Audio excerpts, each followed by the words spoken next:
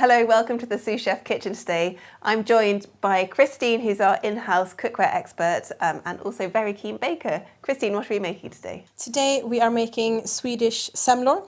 So this is what we in Sweden eat for Shrove Tuesday. We don't eat pancakes. So it's a sweet wheat dough bun with cardamom in it, and then you fill it with almond paste with roasted almonds, top it with cream and some icing sugar. We have everything measured out today, and we're going to start by making the dough for the buns. So first step is I'm going to whisk together egg and sugar in our mixer to help get nice and fluffy buns as well. Just start that on a slightly lower speed, and I'll increase it after, and I will let that sort of do its thing. Traditionally, when we eat semlor, you'll see them towards the end as well, the ready buns. The classic way to eat them is with warm milk. So you eat them in a little bowl, you have warm milk around it and you eat them like that. Personally, I prefer them with cold milk. However, the majority of people nowadays probably eat them just as they are with a cup of coffee or tea. So we have sugar and eggs in the mixer now. I am going to start putting some things into this bowl while that is doing its thing. I have some warmed up milk that we're going to pour into here. I am quite happy with that now, actually. Egg and sugar until sort of light and fluffy to help get nice and airy buns. So I've put that in with the milk that I've warmed up to sort of, I say finger temperature. It's very much a direct translation from Swedish. That probably doesn't quite translate as well into English.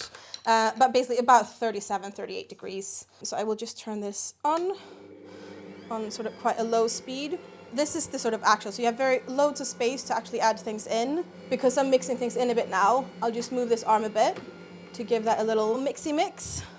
So we're going to start mixing in the dry bits into the wet mixture. I like doing a little bit of flour with the yeast first because I want to use as little flour as I can, but I want to avoid using too much. So I've just put in the yeast, dry yeast, and cardamom. I've had whole cardamom seeds. I blitzed them ahead of time. If you can get cardamom seeds rather than ground cardamom, it makes a huge difference. So I've tried to mix in this sort of cardamom and yeast into just a little bit of a quarter of the flour. And I'm going to start scooping that into the bowl to make sure we use all the yeast and cardamom while not having to use all of the flour. Cardamom is a very commonly used spice in Sweden. So I'm very glad that I've been able to get a hold of cardamom seeds. So as I'm mixing in this flour, I'm just moving the arm a little bit. So just making sure everything gets mixed in properly. And we'll also tip in just a little pinch of salt. And then I'll start adding the rest of the flour. So I've measured out my full amount of flour, but I will try to use as little as possible because if you use too much flour, that's when you'll get sort of dry and stodgy buns. And we will be adding butter as well, which will help, even if the dough feels a little sticky, that's going to help it make it a bit more supple. It will help it not stick to your hands as well. So I would err on the side of not enough flour and add more after the dough has proved. So if you see now, it's a very sticky dough and we definitely need to add more flour, but you will also see that it's going to be sticky for a bit in the beginning before we knead it. So the longer you knead it, the less sticky it will be. I'm going to turn that up a little bit. So this is starting to come together quite nicely. So I think that should be okay to not add in more flour for now. So I'm going to start adding in the butter.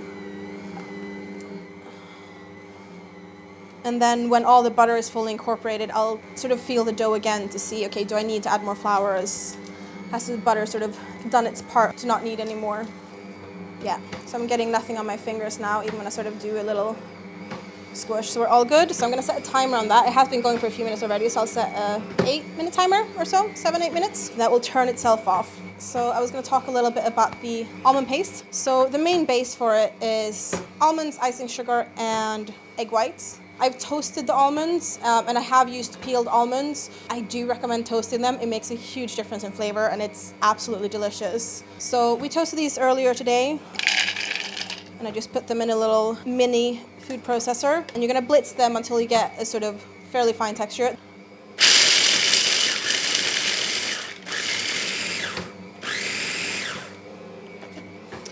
And then you can add the icing sugar in. I'm going to blitz in the icing sugar. So it's going to be this kind of like sandy texture. I like using egg whites to bind it because you get quite a nice creamy texture. So we're just going to add little egg whites in. So we're going to blitz that a bit.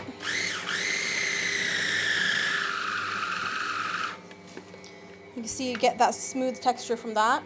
I do like adding a pinch of salt into it. I have the classic, here's some I made earlier. So this is what the buns will look like when they come out of the oven. We cut out a lid from these. I like my buns to have lots of filling because it's really delicious. So we're gonna also empty out some of the innards of the buns, and I put that in the almond paste. I just use a knife and I just go down in a sort of triangular shape. So you get the little lid like this, which we're gonna put on top after. But you can see that sort of top bit. Yes, you can put your filling there. However, I like my filling. So I just grab a little fork, and rather than getting rid of this, I add it into the almond paste, and we will also have some double cream just to loosen up the almond paste to your desired texture. I like to have it kind of thick, but still like pipeable. But we sort of empty it out a bit, so now you have a lot more space for your filling now. And the dough is looking really nice. Oh, there we go. There goes the timer. Wow, there we go. I will take it up. Yeah, there we go. So you can see it is kind of a sticky dough, but it doesn't actually stick to my hands because of the butter we have in it. So yeah, the least amount of flour you can get away with using, the better. This is the lid that comes with the Ankerstrom, and I will just put that on top and leave it to prove. And how long will you leave that to prove for? I prove it until it's doubled in size. I would probably say this probably needs half hour, 45 minutes at least. But yeah, keep an eye on it until it's sort of nice and puffed up. Got little innards from our buns, so we're not wasting these. And I will pour in a tiny splash of double cream to start, and then just see what the texture looks like before I add too much. I'm gonna add more cream so it's a little bit dry.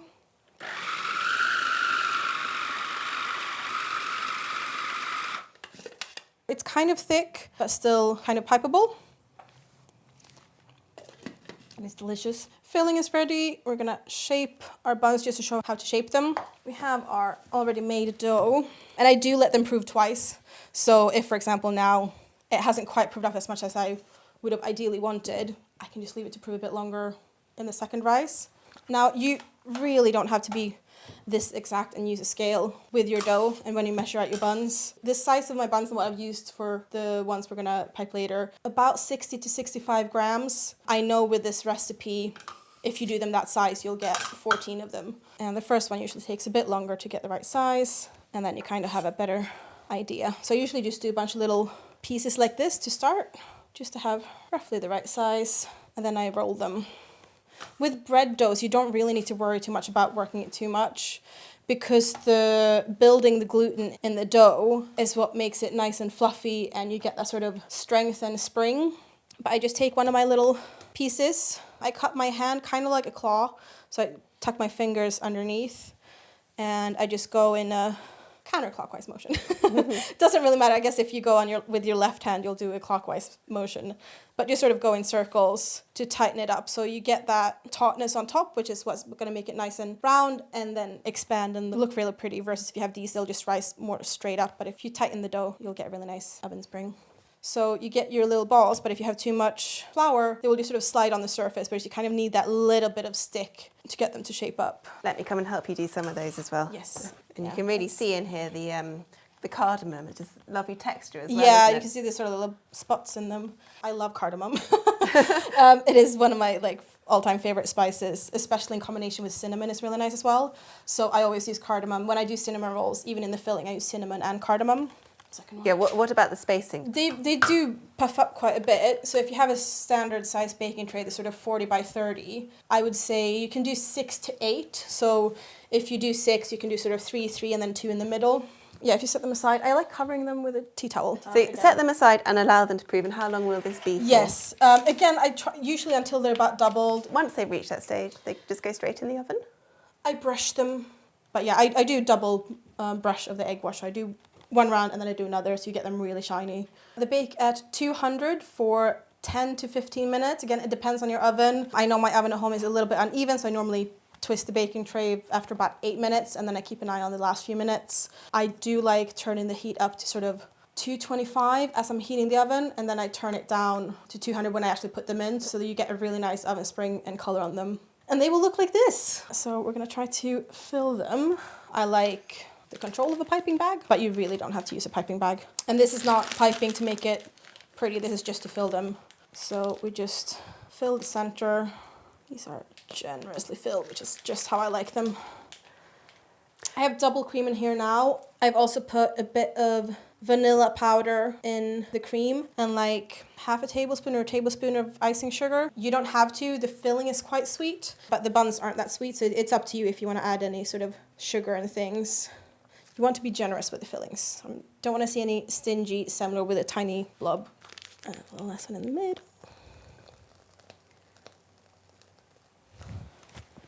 There we go. And then just do a dusting of icing sugar.